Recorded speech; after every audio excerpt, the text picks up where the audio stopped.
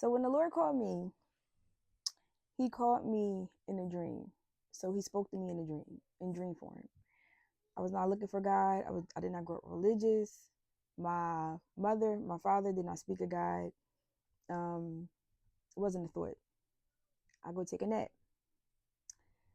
I go into this dream where it shows me my childhood, and I begin to run. And as I'm running, it's a set of feet next to me the whole entire time. So when I stop, the feet stop. If I speed up running, the feet beside me, they speed up with me. So it's as if somebody's by my side the whole entire time. So I ended up stopping at this tree, and the tree reaches the top. It's like it like reaches the sky. Like I don't even see the end of the tree. I don't see the tippy top of the tree. It's just a big fat tree. So I'm like, what am I running for? So that was the question in the dream. Like, what am I running for? And I turn back around. So when I turn back around, I'm going back somewhere else. And these feet are still with me. So I get to this house and I see this man in this all white suit. And I'm like, God, like I've been praying to you. I'm hurt. Like I'm going through stuff. Where you at? Like where you been?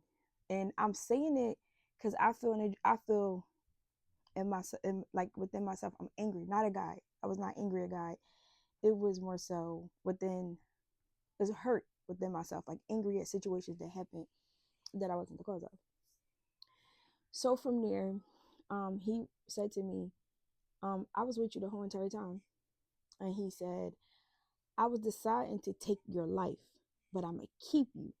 Just have faith. I never heard those words before. I never heard just have faith. I never heard nothing.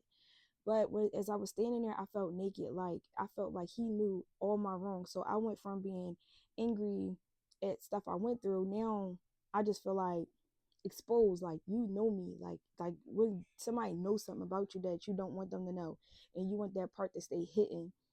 He knew. Like it is like like it's like a exposure. But then when he said, "But I'm gonna use you," just have faith. It was like those words kind of lift my spirit up.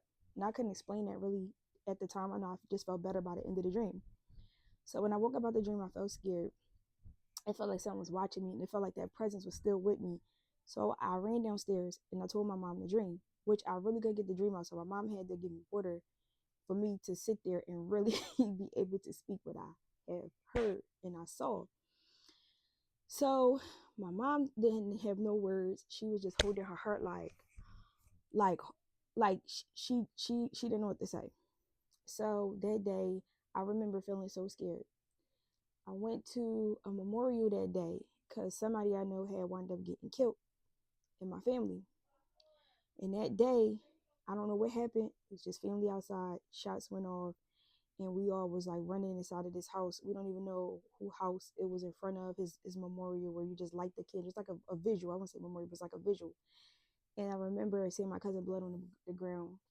And when we was getting inside of the house, I remember everything went in slow motion because everybody was out there panicking. I started to feel like, is this the moment where you said you was going to take my life?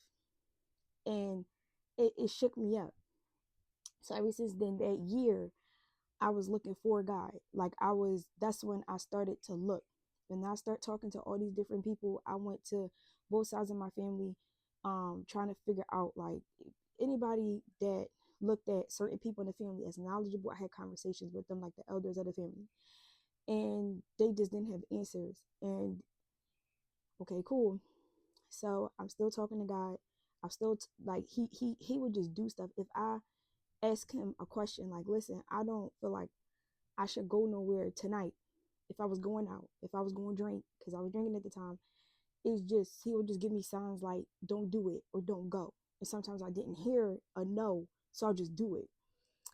About 9 months later, after that stuff happened, I ended up going. I ended up bumping into somebody that I knew from my past, which was now he's my husband.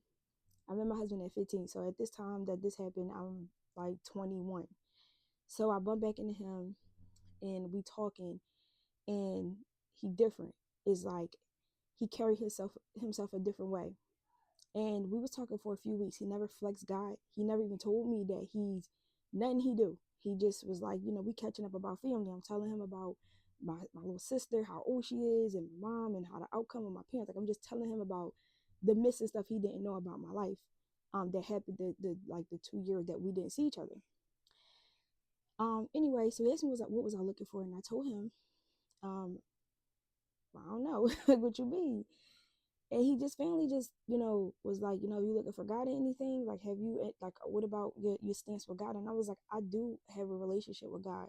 I would say I do, but I don't really know too much about him. I don't know what to call him. I have people saying, hey, his name is Allah. His name Jesus.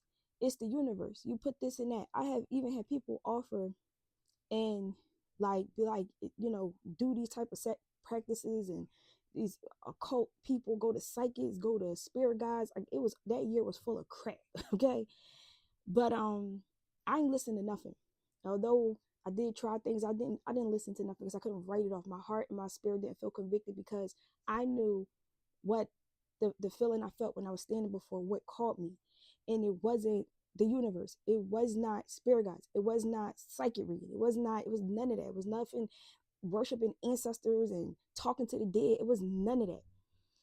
When I started reading the Bible, um, I felt it was a difference. I felt stuff started to make sense. I read the book of Genesis, and then I read like 2 or 3 books after that in the Bible. And my husband, he wasn't my husband at the time, of course, he called me and was like, I haven't heard from you in a while. Like, what you been doing?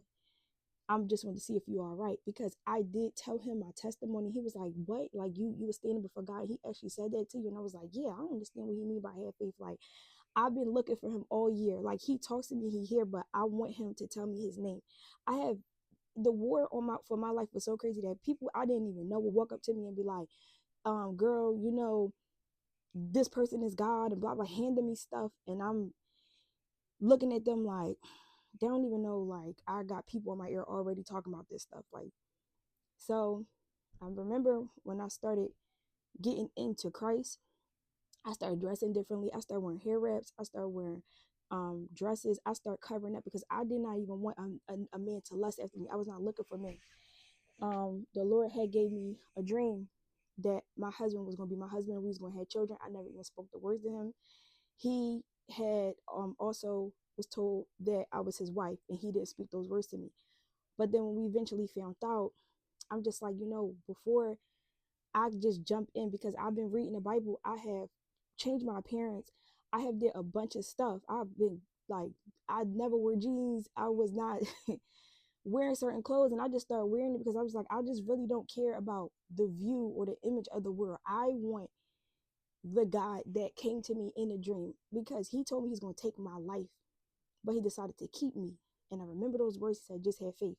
So long story short, I asked the Lord for another, I needed a confirmation.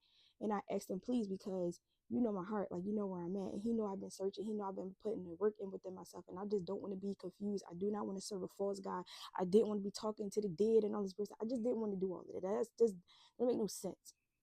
But he gave me another vision. And this time I was on the clouds, and I went through the gate because I seen a man with a white robe on, which was Christ. He let me in. We walked this stony ground.